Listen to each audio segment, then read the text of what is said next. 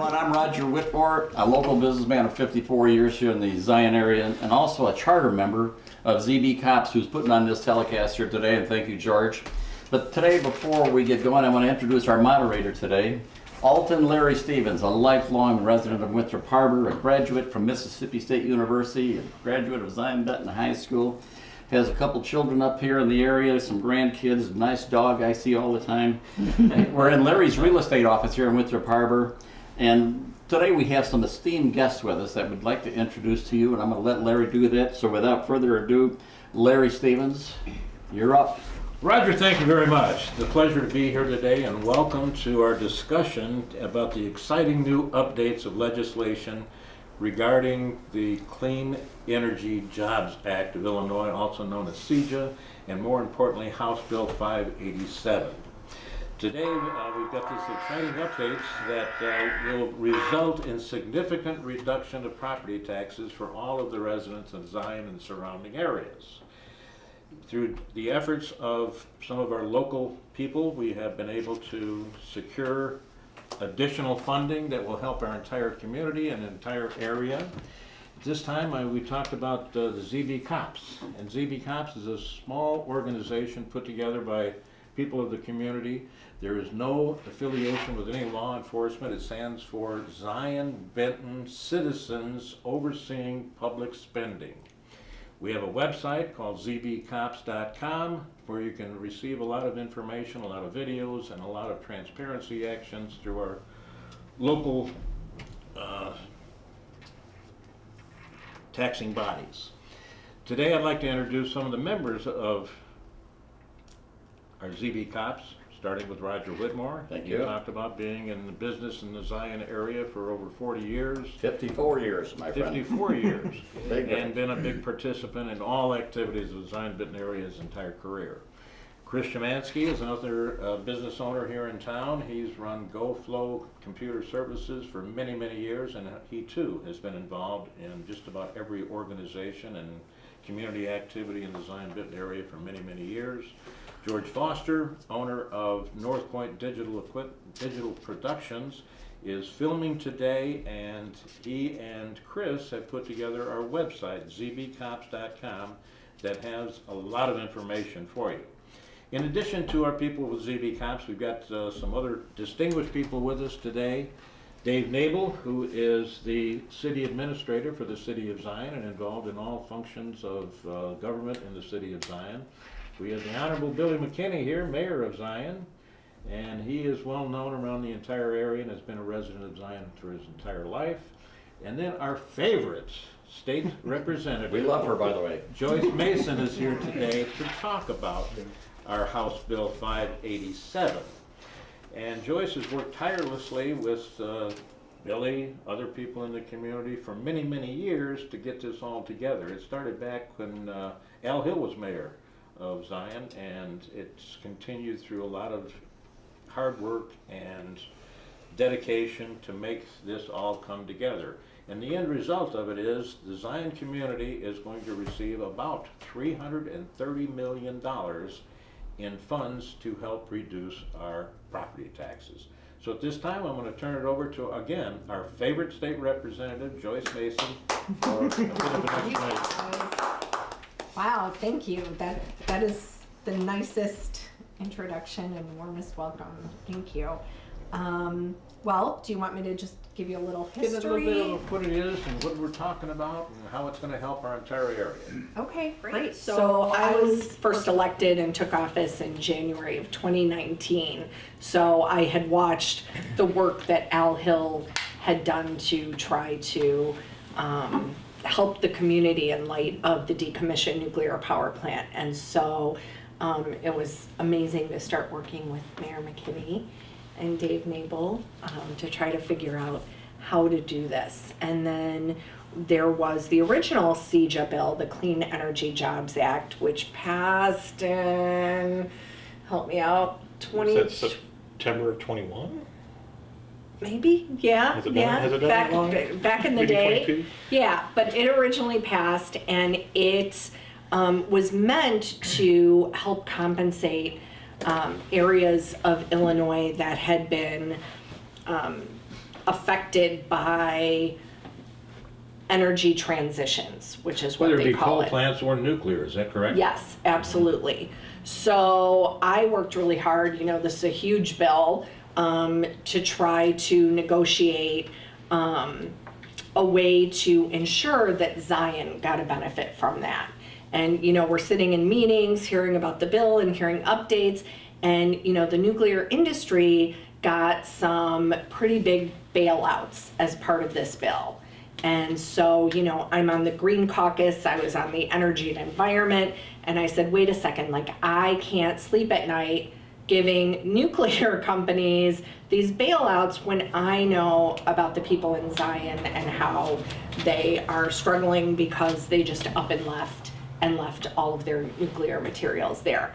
So Billy and Dave and I started talking about how that would look and, started writing language. We had great help from then State Representative Sam Yingling also, who is very knowledgeable about this kind of legislation. And we worked really hard to together get this language in that guaranteed grants for the city of Zion. So there are a number of grants available, or there's grant money available for different communities. They all have to apply and be chosen to receive the grants based on their applications. Zion in the legislation is guaranteed these grants as long as their applications meet the parameters of what they're asking for. So if you look in the legislation, not to get too technical, but it says any taxing bodies that have been affected by a decommissioned nuclear power plant before January of 2021, and Zion is the only community that has that. So specifically, it is addressed to that. So as a result, we got almost $15 million a year guaranteed for the city of Zion, which is amazing in itself, right? And that's something we should all celebrate. Our intention had been that a bulk of that would be abated back to the community. And I know there were a lot of meetings and a lot of discussions, and we were under the understanding that everybody was in agreement that those funds, a portion of them, a big portion of them would be abated right away to members of the community, and then it wasn't so clear. So the good news is all of the taxing bodies got shares of this almost $15 million, which helps the community. That's annual.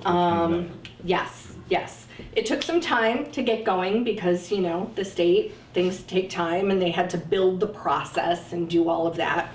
But so we knew that what the city of Zion really needed was that property tax relief, because the people of Zion and the surrounding communities have really been carrying this weight on their backs to make up for the difference between what the nuclear plant had been paying before and now the next to nothing that they're paying just for the land. So I had been advocating in Springfield and working with Speaker Welch and talking to his staff about how to kind of clarify this language to say, wait a second, part of this money has to go back to the residents.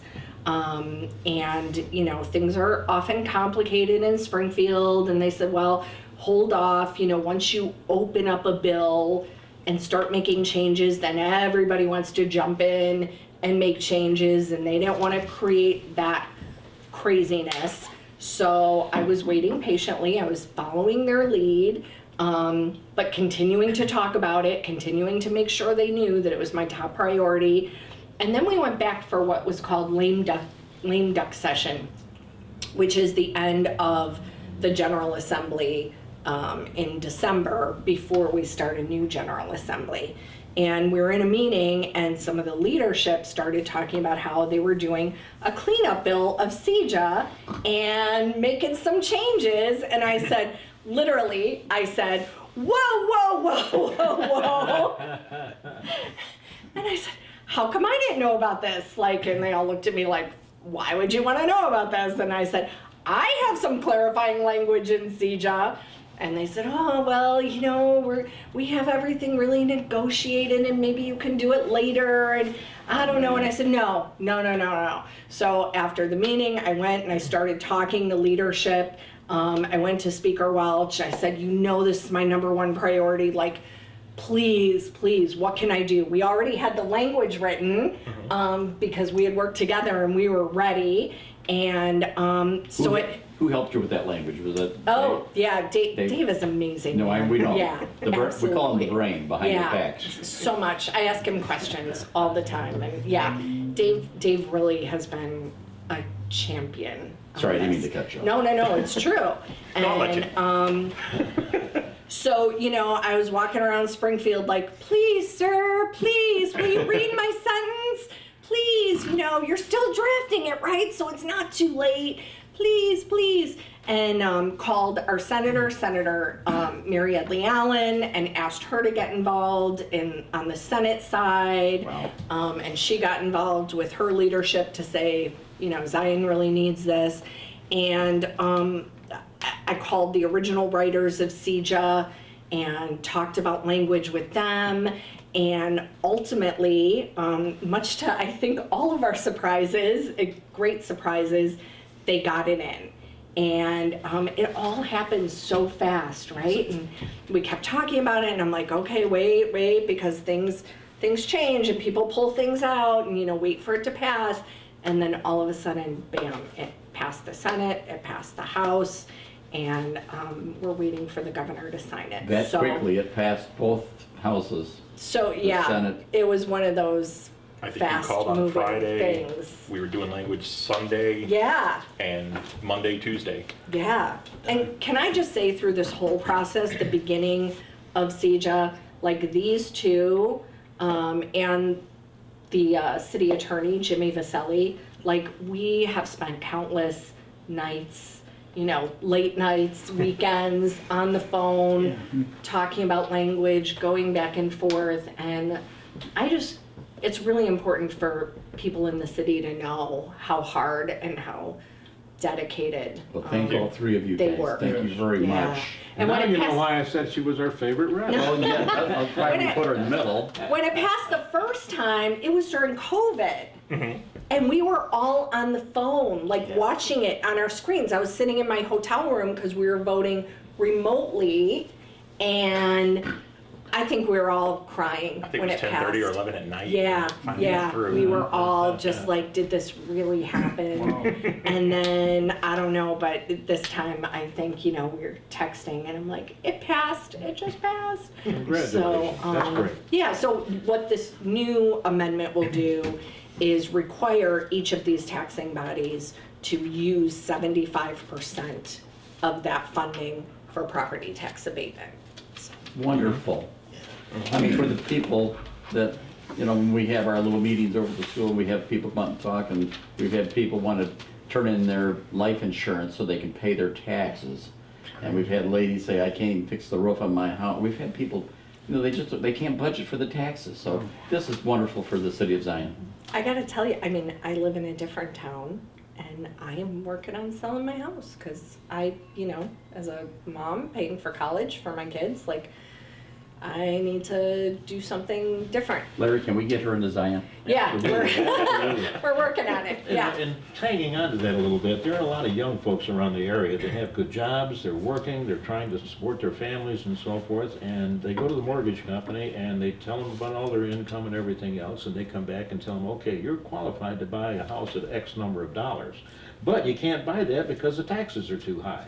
Right. So that's limiting a lot of people doing, you know, investing in the American dream. And hopefully this will help start some of that in the right direction. Dave, I'm going to ask you to give us some of the nuts and bolts of this whole thing and how it's going to work and what has to be done. So some people may ask, you know, the plant closed, too bad, businesses close all the time. The reason we tied this to taxes is back in '98 when the plant closed, that $19 million they were paying shifted to everyone else, businesses and residents. So we didn't completely, taxing bodies, when I say we, didn't completely lose that revenue, but now the rest of the public was picking up that bill. So taxes went through the roof at that time. So we said, you know, the problem with that site is you can't redevelop it like you could another closed business. There's still the switch yard there and there's all the nuclear waste. So that was permanent loss of tax base. So we wanted to make sure that the offset to that went to help offset that impact of the closure. So that's where the discussion started, is making sure that because taxes drive everything economically. My background is finance for 20 years, and property values, attracting businesses, you know, just, you know, costs of services and us being able to provide that and retain employees and all that stuff. Taxes drive a lot of those mechanisms. So we're still working on the notice of funding opportunity, the language for this amendment, but there were 2 rounds of the first 2 years of this grant. We have gone through that process, and that was each of the taxing bodies basically applying for the funding, the 15 million a year total, and saying, okay, we're going to use this for ambulances, for facilities, for whatever each of the taxing bodies needed, for general assistance in the township case, or library renovations in their case. And then, so we spend that money and get reimbursement from the state through that. But nothing was initially written saying this has to be used for taxes, as Representative Mason said. So we were like trying to figure out, and we had plans put together for how we can supplement our budgets with these funds so that we free up money. Like, I was gonna have to purchase an ambulance regardless. I didn't know where the money was coming from for that, but we had to buy one. Now we have funds, so that money or that budget that I freed up could now go back as tax abatement. So that's what the intent was behind a lot of this, but it wasn't specifically spelled out. So now it's in there, and we're going to be working through how to exactly prove out the abatement piece or the tax reduction piece to be eligible for reimbursement. For example, the city's allocation of the 15 million a year, 14 and change, is about $2 million. So we're going to reduce our tax levy or our extension by $1.5 million, 75% of that. Okay, but reducing that's going to result in reduction of revenue collection from the county when the tax bills go out. So if I prove to the state, yes, we abated this amount, now I can get that replacement funds for the amount I reduced. And that's true for every taxing body? Yes, Same they'll all file situation. the same application, under the same rules and regulations. So that's what we're trying to figure out, and working on the language for that now with DCEO, Department of Commerce and Economic Opportunity, who oversees the grant. So and then the remaining 25% follows what we were already doing, saying an ambulance, facilities, or whatever. So it's a net gain for each taxing body of 25% new revenue, and then also 75% of the grant is revenue replacement.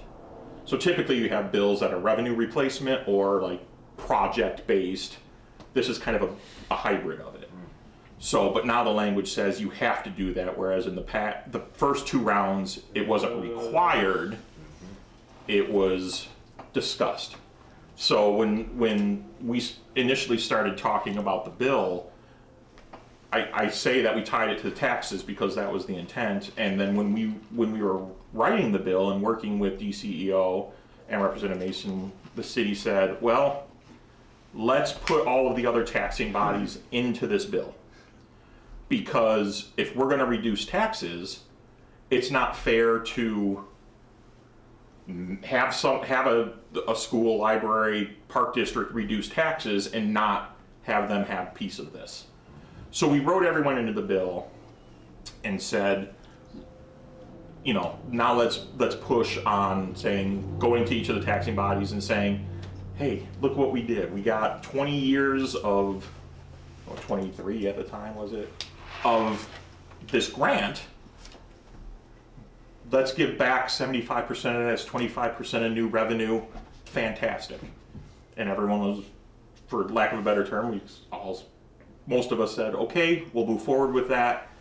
But then it wasn't then when it came around to the actual nuts and bolts and getting the money back, everyone had needs, government has needs. Yes, they had their own ideas.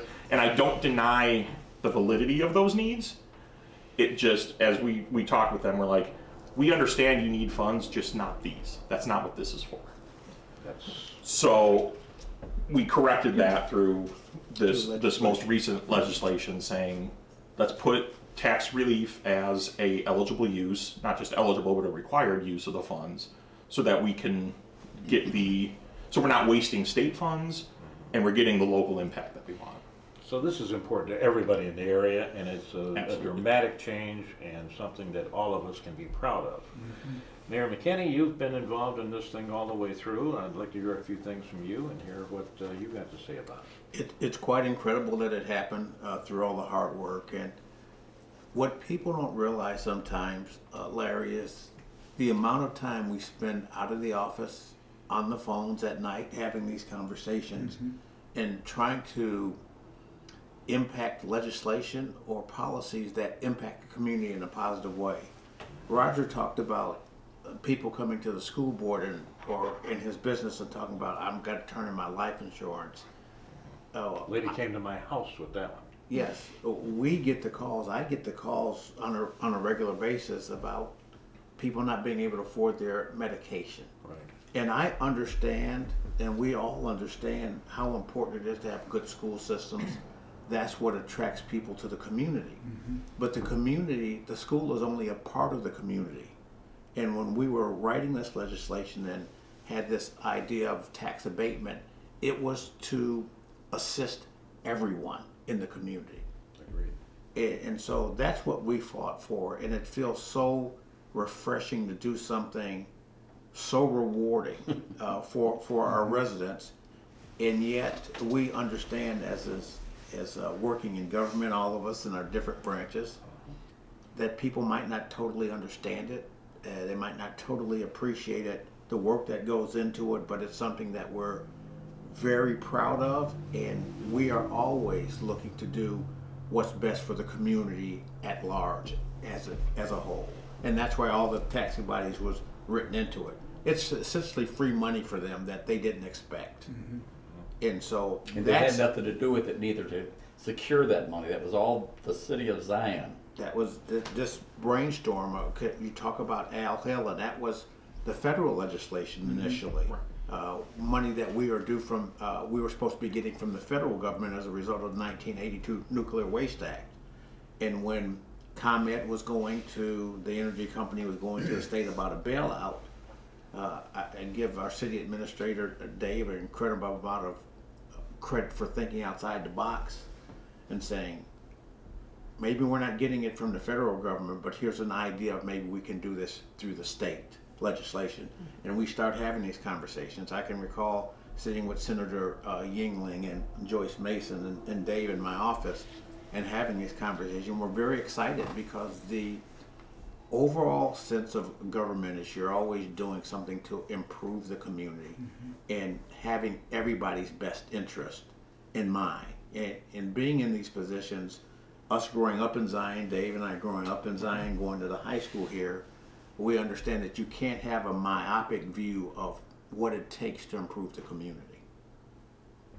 So this is huge. I don't think it's still, the impact of it is still has hit me yet in terms of how we respond, but it's something that we talk about 20 plus years from now, Lord willing, if we're still here, that maybe our residents will understand what the work of government did to make their lives better. Well, let's just set that date right now. We'll come here 20 years from today to talk about that. All right. What do you think? I like Everybody that. put that down. Everybody put In that like down. Flint. Could I add one piece to that that I don't Absolutely. think you also get credit for? But when we had those meetings in Mayor's office, we also, what's included in the CJA Act is government is not the best at always planning ahead, but we put language in there as well to assess the spent fuel that's still here as real property. And how long will that be here, Dave? You'll have to ask. I mean, Yucca Mountain is where it's supposed to go. They pulled the plug on that. After 50 years of work, it could be another 50 years. I don't know. But that we're planning on, but we're assuming it's not going anywhere. So how do we operate under that? And I know at some point, I believe at some point, we're going to expand, the United States is going to expand how we use nuclear fuel. There's other countries that are already using the spent fuel, recycling it. There's still 94% of energy left in those, just not under the way we use it for nuclear power right now. I believe those are going to become a very valuable asset at some point, and changing the law now for us to be able to assess that as real property, not just personal property, will add a potential huge tax base down the road, because that once that switch flips from liability to asset, that's there. It could be beneficial, but we want to make sure the law is already on the books to tax it appropriately. That's thinking ahead. That's So great. it may never happen, but the foundation's there if and when it does. That's encouraging. So that is also included in there, that passed. Right, now we hear different things on this, and people are asking about dollars and cents and actually what it's going to mean in my tax bill. Do we have any figures that we can actually talk to people about and say that your reduction is going to be X% or X dollars or whatever? Yeah, it's hard to talk dollars because everyone's business and residence is valued differently, but we calculate that 75% of the 15 million, 14 and change, will probably result between 15 and 20% reductions in people's property taxes. Across the board. Across the board. That's wonderful. Within Zion proper. Zion proper, and tell me a little bit about what the restrictions are outside of the Zion proper. So your tax bill is made up of 12 different taxing bodies. So the big ones being Zion Elementary, Zion Benton Township High School, the city, township, park district, library. Now, all of those are just Zion boundaries, city of Zion boundaries, with the exception of the Zion Benton Public Library and Zion Benton Township High School. They serve Beach Park, Winthrop Harbor, and Wadsworth as well. Right. So their abatement, the 75% that they're going to abate of their share will benefit those communities to the tune of probably 3 to 5%. Okay, the outlying. The outlying Okay. communities. So that's a nice That's a nice peripheral benefit again for not Zion doing passing legislation. They'll see benefit. Right. But within Zion itself, except on the westernmost part of town, that are Beach Park Elementary, because some of Zion is also Beach Park Elementary School. I don't know if that's west of Lewis or exactly where that dividing line is, but because Zion Elementary District is getting about 6.1 million of this, so 4 million and change of abatement for that part of Zion will see the biggest benefit. So 15 to 20% in the old Zion proper, you're probably looking at 10 to 15% on the western part of town, but still in Zion, and then 3 to 5% for all the surrounding communities. It's a nice chunk of change for everybody. It is. Yeah. Nice work, guys. Nice work. Thank you. Thank you. One question though, we were mentioning that there's gonna be 20 years perhaps that this is gonna go forth, then I heard 23 years, but as long as those fuel rods are here, there's a way to write that in, that as long as those rods are here, they're gonna be on the hook for paying that? Yeah, so the generals, and I have to say that a lot of stuff is up for interpretation, right? And it's also depends on who is making decisions at the state level and how they interpret it. But for the CEJA grants themselves, like all of them, not just what we're talking about, I think the estimate was 23 years, something like that. I went back and I double checked with some of the authors of the original CEJA, and they agreed that what we wrote in for Zion, it's all of our understanding that that is supposed to continue as long as we keep the nuclear materials. So I am going to say, hopefully it just continues as long as the nuclear materials are there. As long as I'm here, I'm going to keep fighting to keep it in. I probably won't be there in 20 years or anybody, I don't know. But definitely the next 20 years or so, cautiously optimistic continuing beyond that. Certainly like a brand new governor or somebody could come in and say, I want this withdrawn from the law, and you know, I don't know, but Well, Bill will be governor by that time. yeah, There you go. you got us. We'll vote for him. Yeah, in a heartbeat. Yeah. Should we write you in right now, Bill? Absolutely. All right. Put me in, coach, I'm ready, huh? A chicken in every pot. That's just, Yeah. that one's already been used. Never mind. So you said that the nuclear fuel that's there can be an asset at some point in the future? Possibly. If It that depends. changes. Yeah, I mean, But then who owns it? well, Department of Energy owns Okay. the spent fuel. Okay, So when they leased it to, and this is probably more than anyone wants to know, but they leased it to ComEd or Exelon or whatever to use to produce energy. yeah. But the Department of Energy owns all Okay. nuclear fuel. So it reverted back to their ownership, sitting there on site. And again, the nuclear industry is, I've learned Yeah. a lot more about this than I ever thought taking my CPA exam as a finance person. Who would have thought I'd be Probably learned having more to than be- you wanted Yeah. to. Yeah. So, but I've talked with a lot of different members from around the world actually that are in the nuclear industry, and my best guess of the trend will be once we start, and I think the direction's turning that way, that nuclear is going to have to be part of the country's energy portfolio.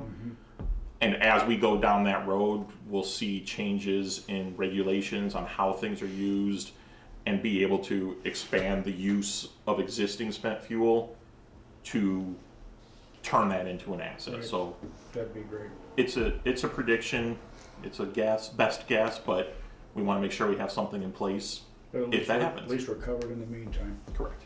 for the Good job. foreseeable future. Well, Thanks thank you for guys. all of you folks coming out here today. It was very nice. Larry, thank you. I think this is Can I very throw out informative. One more thing. Absolutely. One of the big questions I've been getting from people is, when are we going to see this?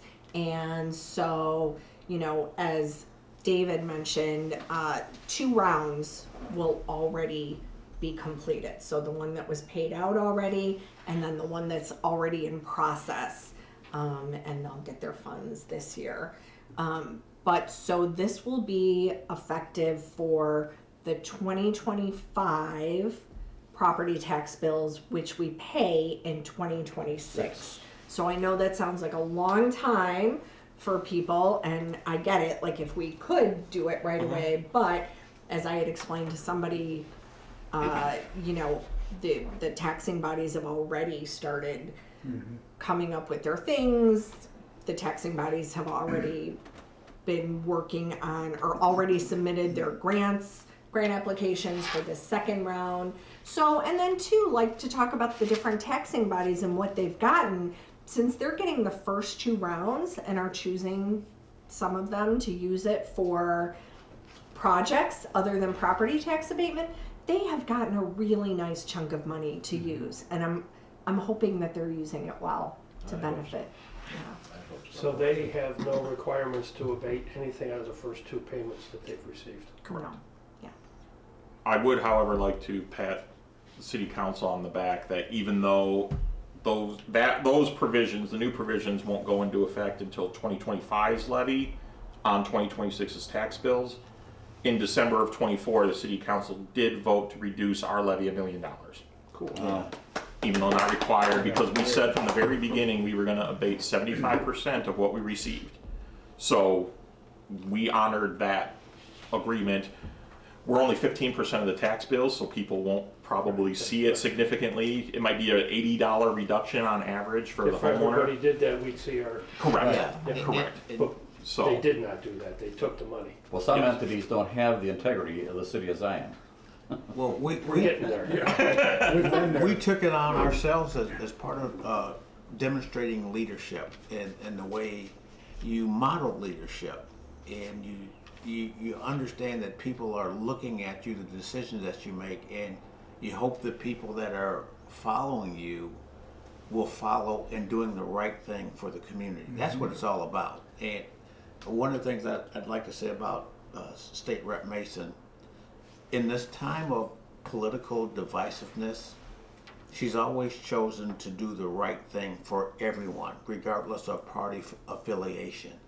And when you're in government, that's what you are charged to do, to help everyone, not one particular group, but everyone involved. And that's how we looked at running our city and trying to look at everyone and try to help them in every way that's possible.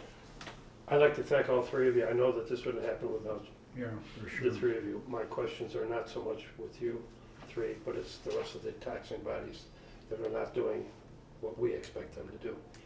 Having said that, this has been in place for 2 years. Everybody's gotten money back, and I don't know anyone except the city that's rebated a dime. Is that correct? I couldn't speak for them for sure. I'm not aware of it. Okay. But you guys have met with other taxing bodies in a lot of meetings to discuss all this. And if I'm not mistaken, there has been not very much talk about rebating taxes out of the first 2 years of payments, correct? Correct. There's been a lot of arguments about how we're gonna spend the money, a lot of debate about it, but nobody's actually committed to. Am I correct? Do you know of anybody? You don't have to mention who, but has anyone told you that they plan on abating any? I believe the high school said they were going to do 30%. They were talking about a 30% abatement of the funds received. So not necessarily the 75% that's in the law now. That's the only amount I've heard of, or only percentage I've heard of. And I don't know whether that was in there. I haven't reviewed their levy from 24 to see if that's So part the of it. way to find out is to look at their levies to see if they've reduced anything. Yes. If they haven't reduced anything the last 2 years, it's safe to say that they're not going to abate it. I think Their some of plans them, are not to abate. Partially, because, and I'm going to throw a pitch out there for myself. When you were talking dollars and cents, it reminded me. January 30th at City Hall, I call it a dollars and cents series, where we explain how the city operates, why the city operates, why we make the decisions we do. I'm doing one at 6 o'clock at City Hall just on CEJA. So anyone who wants to come out and get more into the weeds, we can do that. Well, we all, the ZBCOPS, But- we all need to be there. There's also been from the elementary school and the high school, again, relief from the state. They had a property tax relief grant for, I want to say 2 or 3 years, that required an abatement of taxes. And I think both of them were the tune of about $2 million each. So you may see abatements of $2 million in those prior years. They received grants from the state to replace that. So it wasn't just, I hate to say this, but it could be worse taxes wise without that $2 million abatement. So you have to take a look at it and make sure if you see a $1 million abatement now, that's actually a reduction of abatements compared to prior years. It might still be the 30% of the $3 million, or 1/3 of what they received from the $3 million of the CEJA funds. So they abated 33% of that technically, but if it's less than prior years, reductions and abatements is a tax increase. So I know tax levies are a very complicated issue, and I've said this to other people. It's kind of like going to Kohl's, paying full price for something, Yes. and getting 50% off. My the wife next has day, right? followed. You got a I rebate. call it You the got a Kohl rebate. sale. Right. You sit there and go, I saved 50% today. No, you spent 50%. And then If you you could get the sell Kohl's that. cash and Yes. you return it and they're like, here's $1 back and what? The next year retail it's value is 40% $100, but off. I only spent 60. I saved 40%. No, you spent 60. But see, that's the $40 the $40 is an finance training. abatement. That's the That's part the that I'm getting finance at. We need training, to Dave, study yes. this, and we need to make sure that these Yes. people are telling us what they're actually doing. So They're not playing you may see an squeeze the abatement balloon game here. of 30%, and they did it. I'm not taking that away from them. If they did the 30% of the $3 million they got, great. But it may also be less. Like for us, this is huge, but we're not done. This is the first step. Even with this reduction, we're still pushing on taxes. So that needs to be almost cumulative. We need to keep going on that. Couple more questions. Wait, can I just Sure, reemphasize absolutely. one thing? I'm sorry. So Dave did an amazing job of explaining it all, but I just want to clarify that in 2019, we passed legislation that allowed certain schools to apply for these property tax relief grants. And there were schools that, were in lower income areas that had different characteristics, but they apply for the grant and we give them the money and they abate all of the money. So the purpose is not for any projects, anything like that. It's just to be able to help their communities lower their taxes. So I've heard some people look at the levies, the previous year levies, and say, yes, the school has abated. Look, it's listed. And we say, no, that's the property tax relief grant that we gave you that was abated. That is not the CJA funds. So there are two different things happening here. So if you see an abatement, don't necessarily assume that they abated part of the CJA funds. Did that help? Yes. Okay. And also, like, we never really broadcasted that, but that was a really cool accomplishment in 2019. Very sophisticated way of hiding money, isn't there? Well, from this point forward, I think we're committed to highlight any and all things that you folks do. I'm certainly gonna do another, I did the first dollars and cents with you. And thank you for featuring one of my digital displays in City Hall and other Absolutely. places. Thank We you for need your to get work. we need to get the word out, you know, whether it's at the car wash or wherever it is. You know, we need to be able to inform the community. And maybe, just maybe, bring everybody together, the municipal types, to work with you for some combined, you know, goals and objectives that are gonna serve. One more thing, we're talking about the legislature here. This is an amendment that just passed, correct? Of the original bill that passed. Yes. Yes. Is there a time limit in the original bill? Expiration date? Of any kind, of any sorts? That was what we were talking about the, you know, the overall Right, right. CJA grants were 23 years, But but why are we talking 23 years if there's no expiration date? well, we believe that the Zion portion will not expire as long as we have the nuclear I understand materials. Yeah. What I'm saying is if the initial bill expires, this being a part of that bill, is there Oh, a the chance whole that bill doesn't expire. No. That's It what I'm just getting at. allotted a specific amount of money. That's It what I'm just getting at. allotted a specific amount of money for a grant program overall. Because of the specific language that is regarding Zion, it's written that as long as the nuclear materials are there, they're eligible for the grants. So we're talking But- 20, 23 years, 25 years, what, there is And no then it's- time limit ever Then stated it's in the open to bill. interpretation. Is there any Right. time limit stated in the No. bill? No. I don't think so. So we're just, We're being Right. conservative we're grabbing on, these numbers. we're looking at it saying someone might make the argument based on some other language or the way bills were discussed that in 20, 25 years, whatever, they may say we're done appropriating the funds or we're done with this. Yes, the bill is in effect, but if we don't appropriate, they don't get any money. And I've learned this from federal and state. Legislators don't like passing open-ended bills. You'll hear sunset provisions on bills. They just don't pass something that's That's exactly forever. where I'm going. Yeah. So this, So, this bill could end in 5 years for all we know. If we get a change in leadership or something and somebody wants to quit funding it, this could. I end think it in would 5 take years. additional action, like deliberate action from course. the legislature that they would all have to agree on that, and I think that'd be a bad look. Yeah.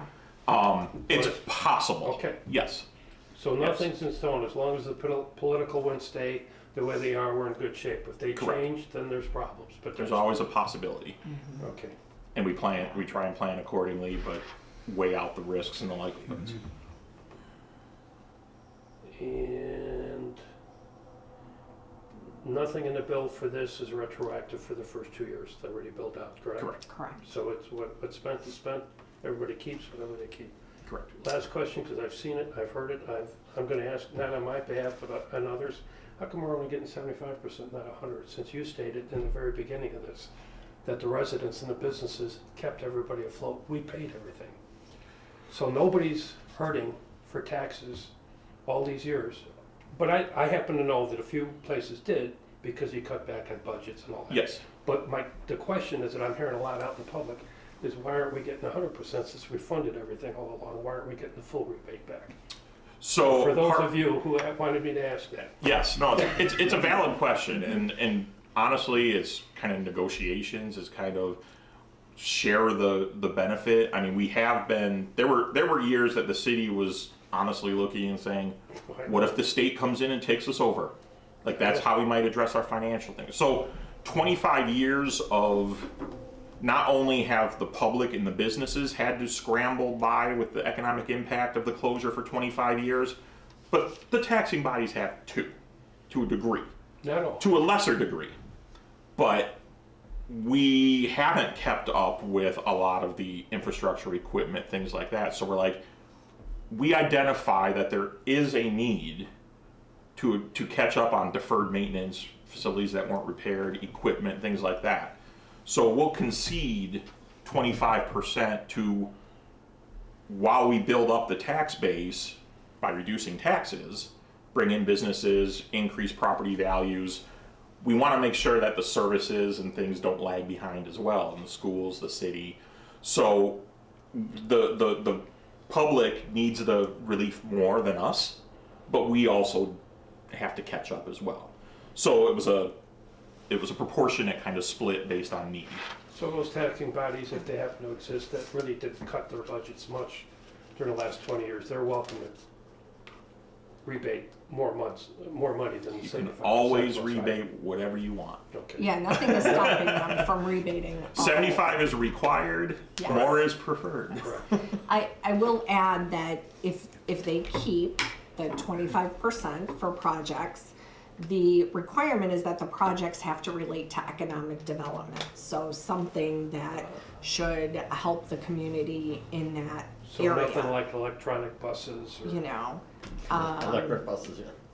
probably not. I don't know that that would be included. What would you know, economic development, how would that be viewed as far as schools or libraries or?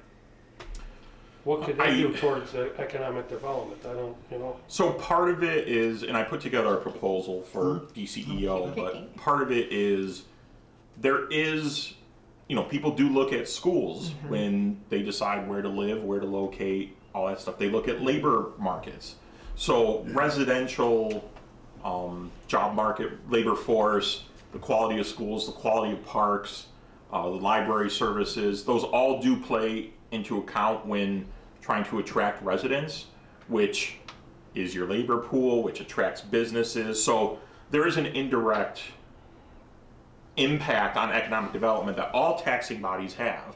Now, obviously, the city's a much larger piece of that with infrastructure, making sure water, electric, streets are there, things of that nature, crime, police, fire protection.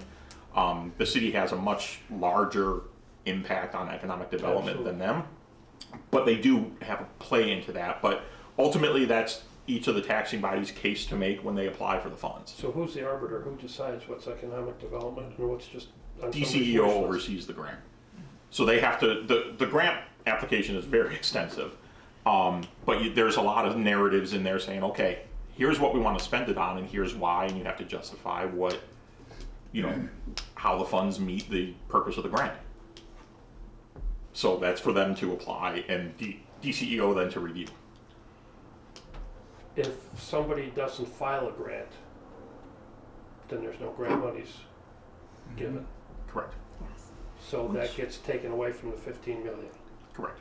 Which is why the 25% is Right. also just a nice incentive To to file for the complete the grant. process. Yes. But I know that we'll be watching very carefully, and I think, the first round, we got a notice that one of the really small taxing bodies had not submitted an application, so we had the opportunity to really try to push. To advise them to. Yeah. Yeah. Let them know it's out Get there. that, get with the program. Again, if Right. they're not at a table with us, they Sure. haven't been part of the discussions, they don't know that this work was done on their behalf. Well, here again, to we- look for we it. get back to the sharing information. Yeah. Exactly. So then we go to those taxing bodies and go, hey, Yeah. there's this amount out there, but remember, it's for benefit in Zion. So Yeah. when you spend that money, you may represent, let's say, Lake County is Right. one of the taxing bodies on there that gets an allocation. This is not to be spent in Libertyville programs or things like yeah. that. It's required to benefit economic development in Zion. Good. Well, it's our whole region, our basic area of dominant influence, if you will. Zion went to Barber Beach Park, Wadsworth, so on. All right, do we have any further questions for these One folks? last one for me. Dollars and cents, January, January 30th, 6 p.m. at City Hall. and who's recording that? Who do you think? Would that be? I haven't asked him yet, so I know it's coming. You wanna ask him and make it Yeah, go official? he already referred it earlier that he was going to be there on the second one. I'm So there thank for you, you George. I set him up and knock him Yeah, down. that's it. Bada bing, bada boom. All right. All right, well, I think this has been a very informative discussion. It's been exciting to hear about the Yep. things that are forthcoming and the help that it's going to provide for our entire community. I sincerely thank Dave Knabel for being here, Mayor Billy McKinney, and certainly our favorite State Representative Yep. Joyce Mason. Yep. Again, this has been presented today by ZBCOPS, and that's Zion Benton Citizens Overseeing Public Spending. So take a look at this. It will be put together on the website for zbcops.com. It will also be on YouTube, and between Chris and George, they put together a great production. Thank you, everybody, for participating. This has been great. And can we thank Larry Stevens for the use of your hall today? Very Thank you. Yes, And thank for you. the pizza, Oh my gosh, we yeah. had Stone Creek Pizza, so we're good. All right. We're good. Good job. Good job. Good job. Good job. Good job, Joyce. Thank you. Thank you very much. I clapped. So Billy, thank you. Thank you for coming out, sir. I wouldn't have missed it. Chris, you're relentless. You're so good. Yeah, You're yeah. relentless. I count on it. Yeah. Yeah, It's appreciated. You know a lot of I'll wait for the last second. You were so I kind. try. That's why I kept picking you. Are we off the air, George? We're off the air. All right, we got.